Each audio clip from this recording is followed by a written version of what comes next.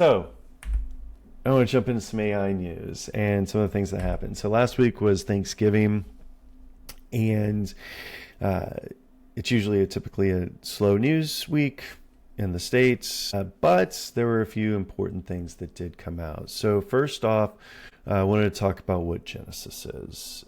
Genesis mission, this was an executive order that was signed into law last week. And essentially, what it does is it's creating a U.S. national effort to create, it's basically a multi-agency effort across the federal government that's anchored in the Department of Energy, which is interesting. It's essentially linking up all of the Department of Energy's national labs. So there's ones in Oak Ridge, I think Lawrence, Livermore, Fermilab. These are all labs that are ran and operated by the Department of Energy. And they're going to be wiring these together. So with different industries, with different universities into one AI platform. And the stated goal is to use AI plus all of their supercomputers that they have at these labs to speed up science. They want to focus on things like energy, national security tech, different materials, biotech, semiconductors, quantum computing. These are all,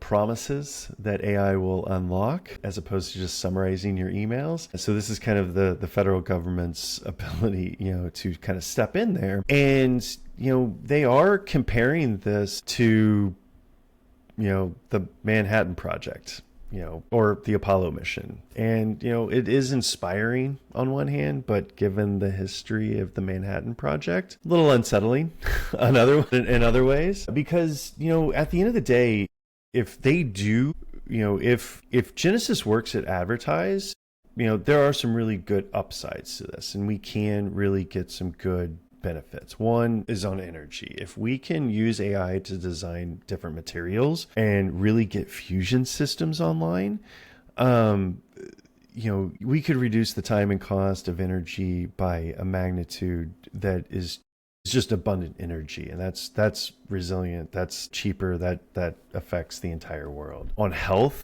if we actually take all of the different scientific data, the things like that we're doing with protein folding, drug design, things like AlphaFold 3 that Google is working on, if we actually have a coordinated effort at the public sector, we could see lots of medicine sooner. We're talking things that used to take 15 years taking place in like a year. And this is also taking our last, say, 50 years, if not more, of U.S. taxpayer funded data to then use this project to have hopefully a shared AI infrastructure instead of just kind of leaving this data fragmented across agencies and old legacy systems. So it's a really big effort to take all this data that we've collected and do something with it. And obviously, strategically, the US being the US it is, it's clearly aimed at keeping the US ahead in AI and in high performing computing. And if it works, then we get jobs, we get a lot of expertise, we get, abundance of power, medicine, the utopia. So there is a plausible best case scenario where Genesis is a genuine public good for citizens. But always be skeptical. So some of the things that, after reading the executive order, that you always have to look at is first, where's the money coming from? How is this thing even being funded? So it's pitched kind of like Apollo, like we need to go to the moon, but we don't have that clarity on budget. To be clear, I think the Apollo mission spent 1% to 2% of all GDP. Or maybe even more than that. I'd have to do some research. A large percentage of our GDP was spent on that project. And the order literally says that it's subject to appropriations, meaning Congress has to approve this. So do we even have money for this or not? So that leads to the next thing, which there are hints of kind of these complex funding structures. So foreign capital flows related to the AI infrastructure. What does that do to influence and dependency across the board? Also, too, the executive order talks about data use agreements and kind of IP policies, but there are no actual rules. There's no laws around this. And if private partners, meaning corporations, individuals, contribute their compute, their tooling. Do they get any privileged access to these models? Do we just subsidize, proprietary systems? So when Sam Altman and Elon Musk come in and say, hey, we want to help, do we get, the benefits of those to help increase their own personal wealth versus, what it's really set out to do, which is to improve the lives of taxpayers. And also two, the data tiering system. So one is they have an open and they have open, which these are going to be open data systems. You have your proprietary ones that they're going to create, and then also ones that are for national security. So this creates a 3-tiered data system, but will create different choke points, and it can be throttled for anyone's own political, personal, commercial reasons. So access to that data and how that's tiered is very not defined right now. And the last thing is the Department of Energy isn't random. That is where, for those who don't know, that's where our nuclear weapons are held. That's where a lot of our national security and nationally security adjacent work already lives. But also, too, one of the biggest limiting factors in AI, really scaling AI, is a lack of energy. We already see this now, building these massive power plants that are draining electricity and water and resources from towns that need it. So perhaps this could help increase the electricity supply, the water supply as well. But, to say that it won't just also then be used just for national security, we'll have to wait and see. So some of those risks, none of these misuses are guaranteed, but there is the structure. Basically, the structure they're building makes them very plausible. So any AI Manhattan project can be pointed towards the public good, which it says it's going to do, or it can be pointed towards centralizing and concentrating power, which is something to really watch out for. So some of the things that really you want to look out for as citizens. So we want to make sure that we're asking for budget transparency, making sure that the entire budget is transparent, who's it going towards, and also to what private companies, what individuals, what foreign governments are funding this. We need to have some hard rules on data and IP. It should be for the public good, and very, very clear direction on that issue. Also, too, we need independent oversight outside of I don't know, how this comes into, whether it's public oversight, but there needs to be oversight so that a rogue agency or a department can't just take control.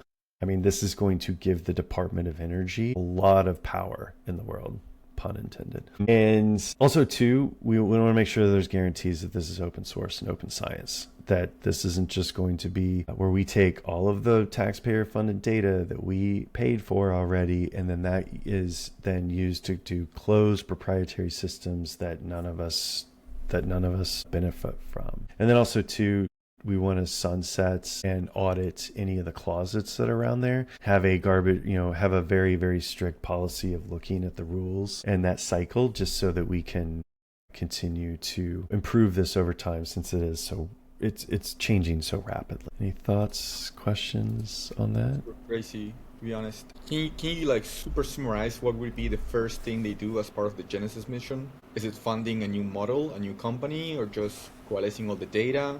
What is the first thing they do? Well, after reading the EO, it looks like the first thing they need to do is find the money. But, if I was putting on my implementer's hat, I think the first thing, if we had the money, is one, you gotta clean your data, right? You're talking about data that has been collected over the past 40, 50 years. A lot of it isn't digitized, right? How do you actually get this into a digitized way? That's step one.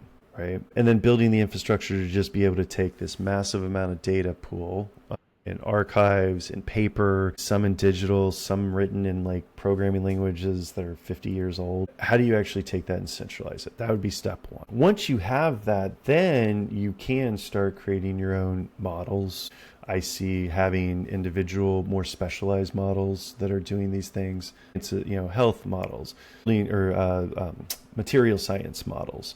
We're really seeing, even OpenAI, who says we're going to have one model to rule them all, has their own kind of agents that are specialized, right? They have a coding agent and they have their deep research agent. They're not really the same, because what we're realizing, which I'm going over next, is that you want to have these very specialized narrow focused AIs instead of these general AIs that has to get every single thing right, as opposed to being very, very good at creating new materials or very, very good at creating new pharmaceuticals. So what I'm hearing is like the first efforts is that they're putting a lot of the data that's hidden or not available, putting all of that data that right now belongs to the government out for these companies, and they're going to be creating these companies, these teams of engineers and scientists. Is that part of what they're building? Allow me to put my hat. This also reads as the U.S. is backing up the AI, industry.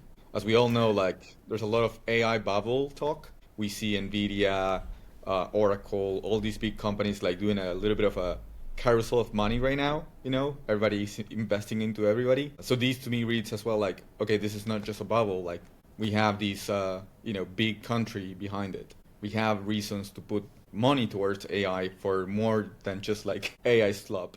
And this is how, so for instance, in China, what they're doing is they're doing very narrow AI. They're trying to solve different problems. I think that kind of public-private relationship is healthy, using this for a public good. What I worry about on this is what you were just saying, is that one, the US government doesn't have exactly a lot of AI engineers, right? You have, I don't know, they're still going, I doubt they're still going on, but Meta was offering $100 million signing packages, right?